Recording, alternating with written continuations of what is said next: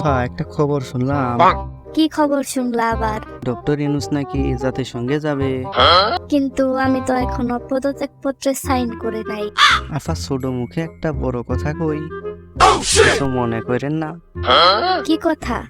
মায়ের ভয়ে যে পালিয়ে যাই, তার পদত্যাগ জরুরি না আফা। মানে? আপনাকে তো পতন করা হয়েছে, আপনি পদত্যাগের চিন্তা করেন কে আফা? আর আপনি পদত্যাগ করেননি, পদত্যাগ এমনি এমনি হয়ে গেছে, এটা পলকে কইছে। চুপ থাকো, নইলে কিন্তু তোমার খবর আছে।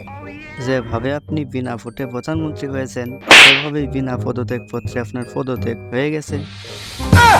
চুপ করো কাদের, আমি কিন্তু তোমার প্রধানমন্ত্রী ছিলাম। আপনি কিসের প্রধানমন্ত্রী ছিলেন? আপনাকে তো কেউ ভোটই দেয়নি। চুপ করো, না হলে তোমার মাথা ফাটিয়ে দিব। ঠিক আছে, চুপ করলাম।